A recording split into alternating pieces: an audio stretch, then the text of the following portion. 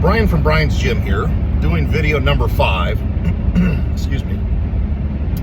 And I want this video to kind of preface the next 2 videos. I think the next video I'm going to cover how to create and work with a logbook, and the video after that will be how to create a very basic routine. I'll probably do those in my office and use either an actual notebook. I know a lot of times people use small or dry erase boards, but I almost am thinking to just make it more applicable, utilizing, an actual notebook. Why not just use what you're telling people to use to draw out the example. So this video, what I wanted to talk about, and this is going to be more of a mental preparedness video for anybody who is joining a gym or starting a new exercise program, to kind of look at things, setting up for mental and productive success.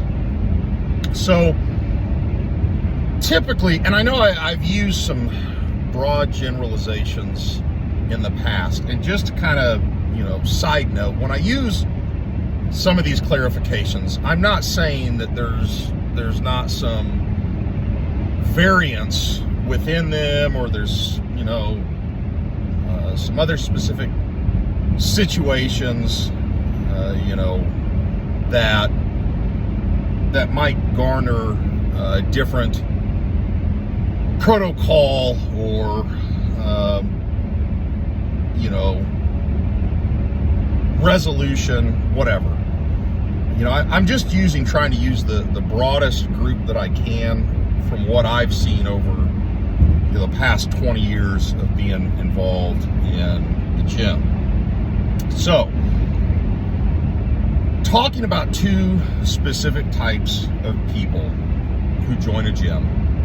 Typically, you have Group A that is somewhat or semi-excited. They know they want to start something. They've got, the energy to do it. They're driven and motivated to start something new. They just maybe don't know how to go about that once they're actually in the facility. The second group are more along the lines of people that, whether it be for mental or physical reasons, know that they need to start doing something. And in that case, they might not be as excited to get started. It's more of a, my doctor said, maybe somebody close, has just noticed stress levels. There may be some physical parameters that have been self-diagnosed or realized, and this person just knows they've got to do something. It's the same type of thing. They're going to go into the gym, but they really don't have an idea of where to get started. And both of these can kind of intersect at the same point down the road mentally, because either, the first one loses their passion or their excitement because they're kind of going in and they're just, starting on the treadmill and randomly doing exercises. Maybe, they're trying to follow a YouTube workout or somebody that they've seen on social media, and they just kind of peter out. And sometimes this group can faster than the other one because of the emotional component of feeling like they're failing. The second group, the same thing can happen. You know, they're motivated, you know, by the knowledge that they need to do something, and they may stick it out a little bit longer than the first group, but eventually, you know, even that's not enough, because you know, they just go into a pattern of mundane activity. And again, you know, they probably start over on the treadmill or the cardio. That's typically that's generally the most typical place that people start off, and you know, then they work their way over to you know, the weight or plyometric or whatever area, and try to just piece stuff together. Or again, they're following some type of app or YouTube workout. And so what I think is important to establish here is, at least the way I've always looked at it and in my mind, is we want to set up for the long term. We want to ensure and implement a conceivable and obtainable habit that we can replicate over and over, you know, rather than that initial in the moment volume of exercise. And what I mean by that is, I would rather, you know, to use a little example, quite literally, I would rather see somebody come into the gym and pick one exercise, you know, a compound, full body involved exercise, or I don't want to say full body, but something that requires more overall stimulation, and focus on that exercise and building up the intensity, increasing overload, focusing on technique, and then hitting their cardiovascular workout doing the same thing.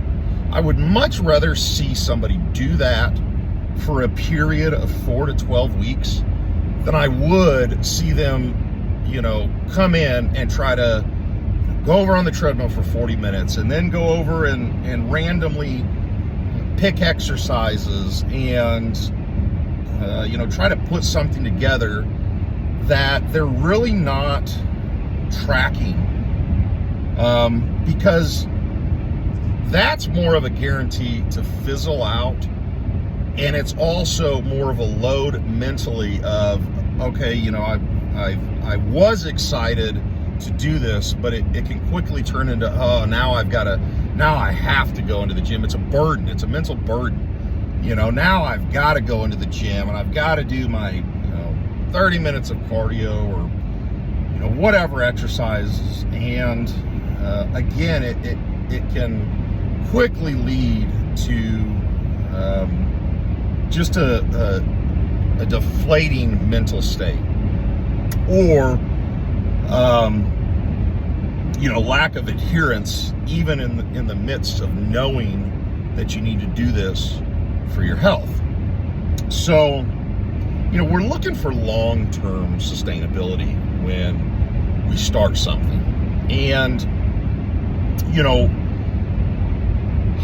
when I'm talking to somebody, for instance, about doing cardiovascular activity, you know, I will get a lot of people, typically it tends to be more women, I think, because more women are prone to use walking as a tool for health and weight loss. It's easy to do. They might do it with a friend, but you know, they'll start something, and over the course of time, you know, the results that they had seen, they're not getting anymore. And it's the same, you know, with cardiovascular activity. Now, in some cases, if somebody's, you know, morbidly obese or has, a health issue that maybe is not preventing them from doing something, but has to be taken into consideration, walking may absolutely be the starting point, and that in and of itself may have to be what they're utilizing as a scope of measurement to complete or track their fitness. But for most people, what I always like to do was ask somebody, hey, if I asked you to get on the step mill for 30 minutes at like a level 5, or 6, do you think you could do that? And most sedentary people are going to say, hell no, there's no way. Or if I said, hey, do you think you could walk, at a level 3 incline at 3.5 miles per hour, not holding on to the treadmill, because side note, if you incline the treadmill and you hold on to it, you're negating the positive effects of the incline. But, I'll ask them, do you think you could do that for 30 minutes? No, there's no way. And so I say, okay, well, do you think you could do it for a minute or 2 minutes? And, we find a smaller or more concise, measurable level to implement a little bit higher intense activity than what they're used to. They'll say, yeah, I think I can do that. I say, okay, so we're gonna set this up, and we're only gonna do 15 minutes, but we're gonna do intervals. We're gonna I want you to do a piece of cardio equipment. Maybe it's just walking for 4 to 5 minutes, and then we're gonna go over to the step mill, and we're gonna do anywhere from a minute to 3 minutes, depending on where they're starting at. And then we're gonna, once we complete that, we're gonna go back to the treadmill. Or in the case of walking, I want you to walk at just a horizontal gradient, no level in change. Walk at a pace that you're comfortable, or maybe in the case of people who've been walking at the pace that you've been doing that. And for 1 to 3 minutes, I want you to incline the treadmill, take it up to a higher pace, and complete the same short burst of time. And we're going to take it back down again, and et cetera, et cetera. So it's this incremental increase that we're trying to do. And now, instead of coming in and doing 40 minutes or 50 minutes of a pace that is beneficial in the sense that it's healthy, but may not be quite as beneficial for the goals that we want, we're shortening the time, and we're doing short bursts of activity, or I'm trying to think of the word. I said it here multiple times. We're doing short bursts of more intense activity than what we're used to, and the total time is knocked down. Maybe we've been doing 45 minutes, we're shooting it down to 15. On the resistance training thing, it might be that, and one note, is that you should always do, if you want to do a warm-up first, 5-10 minute warm-up, that's fine. But you should always do your resistance training before your cardio. And I'll get into that at a later time, but the short and long of it is, you're going to be stronger on your weights, and if your goal is fat burning, you're going to do it a little bit more efficiently after your weights. But in the grand scheme of things, as far as calorie burn, you could get into splicing hairs. The bigger thing is just, you want to be stronger for your resistance training. You want to have that intensity for that. And when you're just doing cardiovascular activity, it's not that it may not be hard, but you can kind of just go. So In the resistance training factor, I would much rather have somebody focus on 1 to 2 exercises and logging those exercises and incrementally increasing the overload, to where in all, you might be in the gym 40 minutes. By the time you do a 5-minute warm-up, you do your exercise or 2 exercises, you hit your cardio, you're in and you're out. And for most people, mentally that's hard for them to comprehend because they feel like they need to do more. I haven't done enough. Well, more does not necessarily come from volume of exercises or the amount of time that you're spending in the facility. More can come from simply focusing on making the time that you're in the facility count. And, again, that's where the logbook comes in. We're going to use the logbook to incrementally increase our progressive overload on the exercises or exercise that we've picked. And for anybody that's sedentary, I will tell you right now that simply doing a leg press or doing some major compound back exercises, there's a lot of people that starting off just doing that and 30 minutes of cardio, it could make them slightly nauseous. It could make them feel, like they've expended a lot of energy. There's a point that we want to make the activity that we're doing as efficient and productive as possible. And so learning techniques and learning ways to improve not only the form of the exercise that we're doing, but the intensity and the overload and just the overall energy required to do that exercise is enough.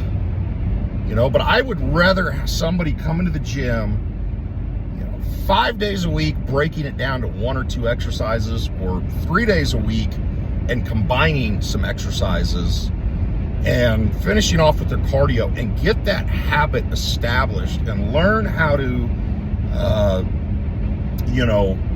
improve their technique and their intensity on that exercise. I would rather have them do that for 3 months than somebody come in and meander around on the cardio equipment for 40 minutes, then try to go over and randomly do some exercises. Because we're doing multiple things by breaking it down to a very simplistic routine. We're keeping you fresh because I guarantee to a degree, at least for the first little bit, you're always going to walk out of the gym feeling like, man, I could have done more. Which, that's a great feeling to have. That's what we want. We're establishing discipline over emotion. It's much more efficient and obtainable on days that you don't feel like it to push yourself to go into the gym and do 1 exercise. You're going to work really hard at this exercise, but 1 exercise, and finish off with your cardio than it is as a new person to go in and know, or think that you're going to try to do, an hour to an hour and a half of random stuff that you may not put your full energy into. So we're learning discipline. The other thing that we're doing is, because we're not doing this large volume of exercises, we're also able to put more effort and learn how to create the proper intensity for the exercise that we're doing. And, it might be coming in and warming up and simply doing, 5 to 10 sets on a leg press machine. And, we do our warm-up sets, we do our working sets, and then at the end, we do our major overload or finisher sets. And I promise you that, I can put somebody through, a single exercise who's sedentary and make it a workout. And that's something that a lot of people, and I know on this video, it's apparent that I'm going to go over the initial 10 minutes that I originally wanted to do, but, so be it. Hopefully this is information that, our local population is finding interesting enough to bear with me on. But, we can make, one exercise and 20 to 30 minutes of cardio count. And that's the beauty of it.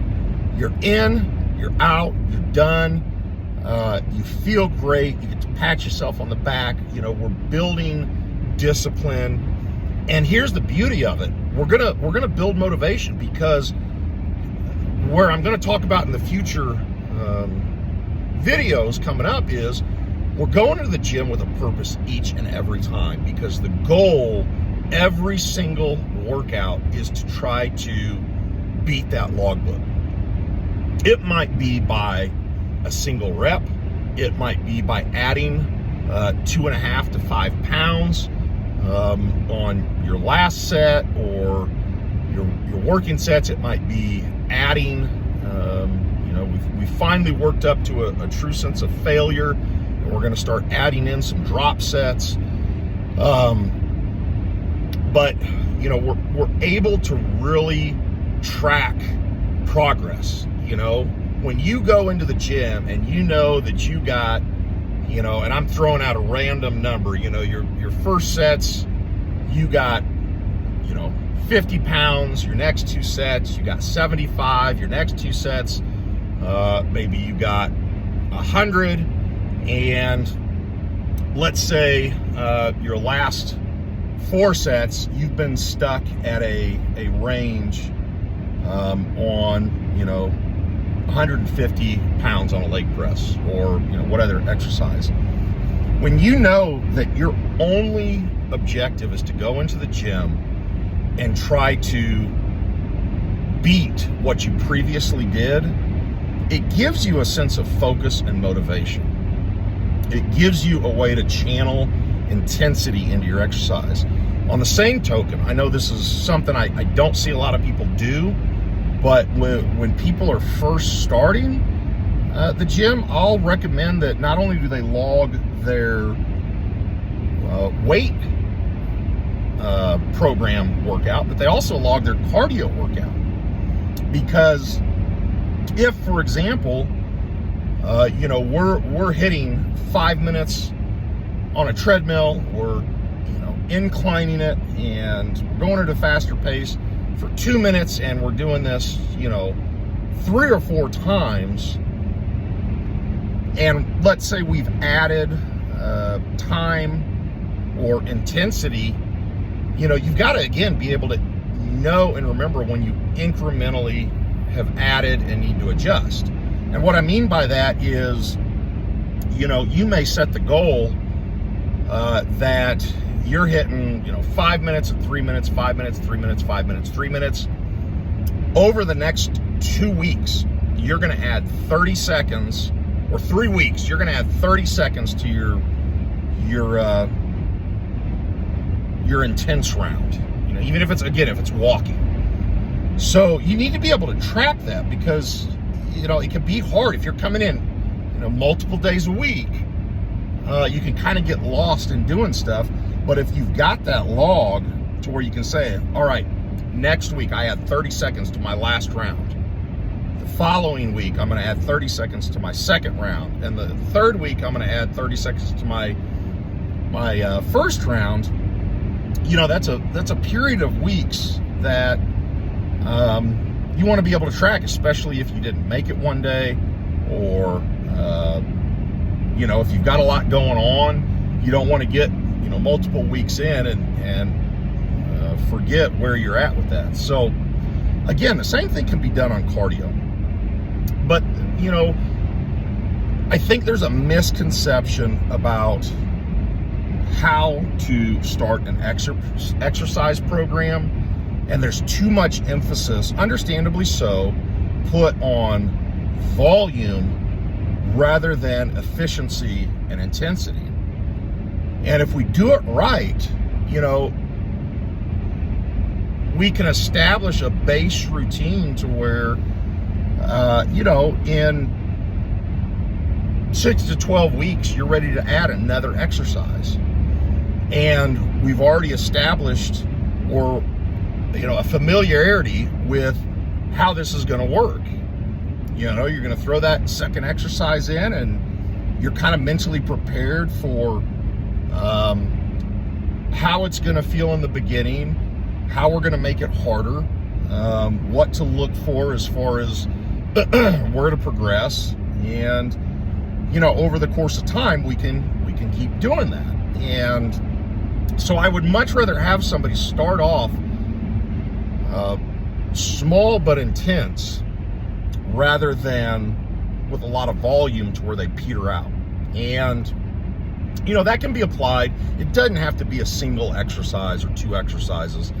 You know, that can be applied with an upper body, lower body routine, or with a full body routine. Those are the routines that I'm going to cover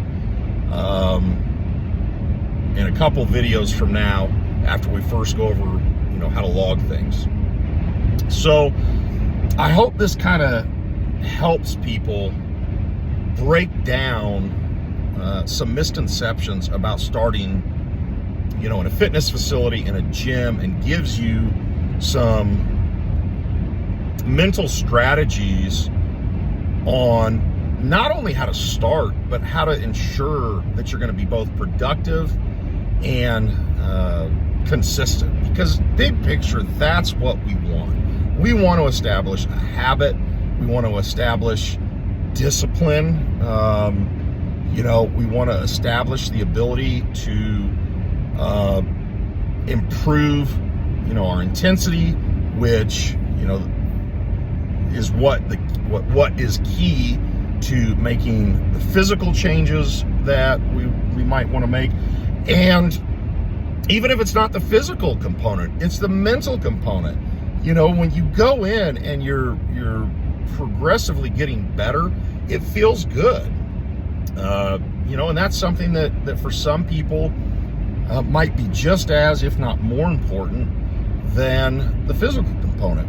So again, I hope this helps in describing, you know, how I personally view starting a fitness routine and the way to do it and the benefits to do it. You know, I want this to be more of a general, broad example, because, you know, we'll get into more of the specifics as we go. But yeah, so I hope this helps. As always, you could go to www.briansgym.com and apply for a 3-day free trial. You can stop in during our staffed hours, which are located on our website, if you'd like to tour the facility and check us out, get a tour, maybe get a pass. Hopefully, as we continue through these videos, I can kind of, you know, my goal again is to give substance. This is not going to be a quick fix solution to stuff. These videos are designed to, you know, give people a substantial base of information, which in the grand scheme of things is not complicated. You're going to find out real quick it's not complicated. Not going to say it's not hard, but it's not complicated. So yeah, I guess we'll stop there, or I'm going to keep rambling. Hope this helps. Next video, we'll talk about how to do a log, and the video after that, we'll go over creating basic routines. Otherwise, have a great day, and thanks for watching.